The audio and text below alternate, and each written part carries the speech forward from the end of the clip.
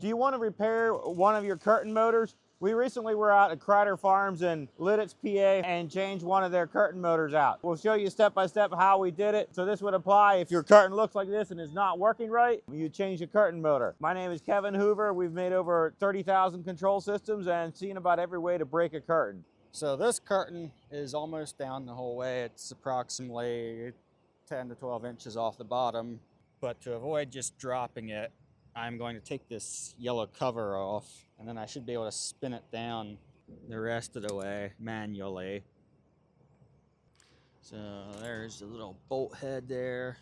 Now that takes a little while. So the solution, what I'm going to do here is take this motor off the gearbox so it'll free spin quite easily.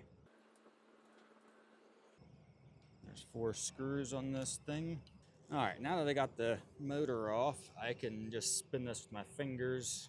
The reason I do this is to avoid the curtain slamming to the bottom. If I pull these bolts out or cut the shaft, the curtain will just drop to the bottom with quite a bang. And cows do not exactly like bangs. So we will try to avoid that today. I can get in there.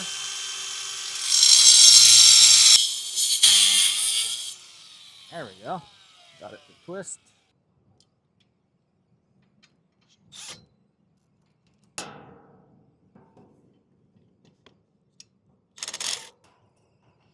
I'll try to keep these pieces somewhat contained because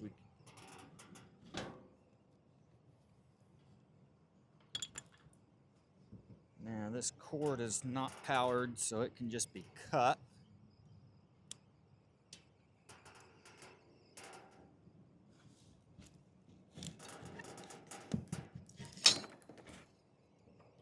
And cutting this motor shaft made the removal process take about half as long. I didn't have to fight getting bolts out and then trying to slide it to one side and then the other. Because this is pretty tight right here. Ideally, you'd have another couple inches on either side so that you have enough room to slide the motor all the way to one side to get the motor shaft out of here, and then slide it all the way to the other side to get the other motor shaft out. Because you only have a little bit of room to move back and forth here on this shaft.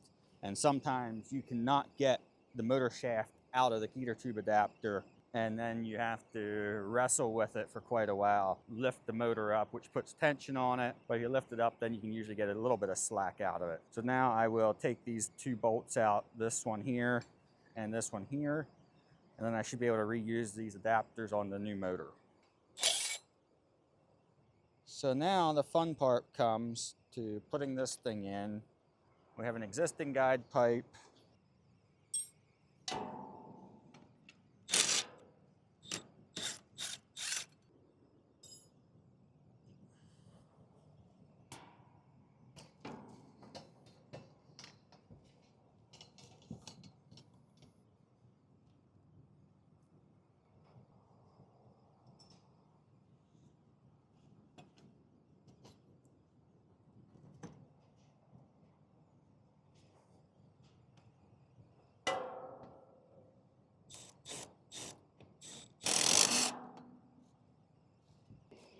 Now comes the fun of getting these heater tube adapters in.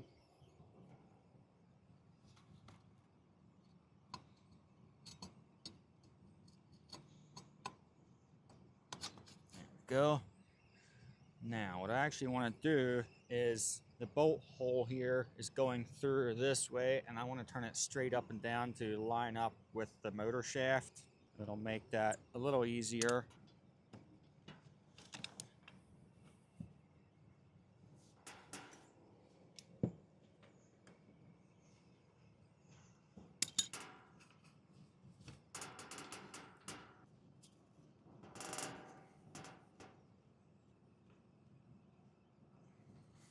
Okay, that bolt should drop through now.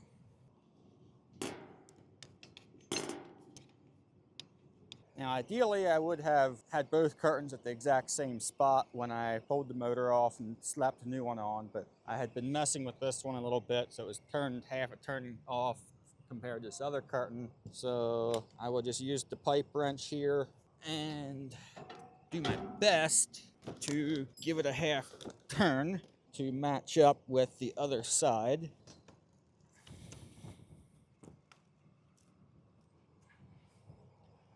Okay, this is going to be interesting because we got pressure on these straps.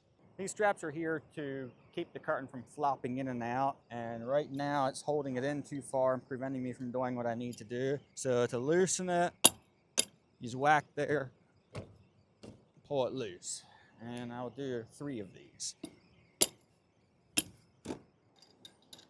Now I will actually use this to try and wedge the curtain out a little bit, because what I want to happen is to have this heater tube coming straight into the motor as straight as possible so that I can slide the adapter easier, but it's still not wanting to slide. Give it a little bit of encouragement.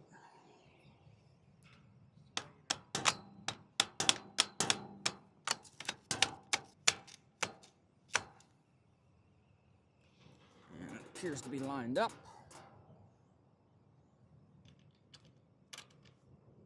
Yep. Now to tighten these straps up again here, I just use an adjustable wrench, and to tighten it, it's fairly straightforward. You just go on this hex head here and crank it tight. That feels pretty good there. You could stress them too hard. You have to go pretty far for that.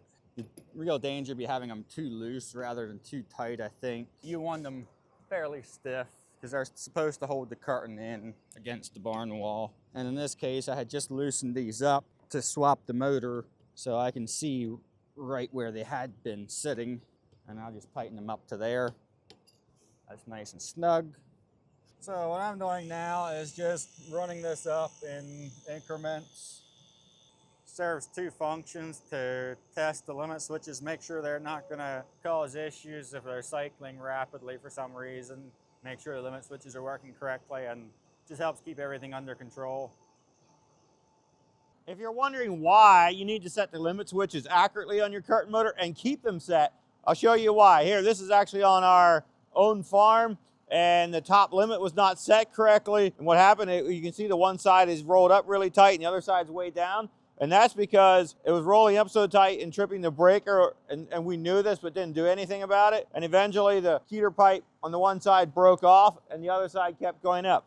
This is wound too tight. You've got to have more room at the top for if you get snow in it or you get a bird nest or something dumb happens. If it's rolling too tight, you need to do something about it the first time you see it. Because if you leave it go, it's going to break apart right like it did here for us. We've built over 20,000 control systems. I take an hour or 2 of phone calls every day of technical support on curtains, and this is a big reason why they don't work. I feel very strongly that your life is going to be a lot better if you keep your curtains limit switches set correctly, that they're not too tight at the top.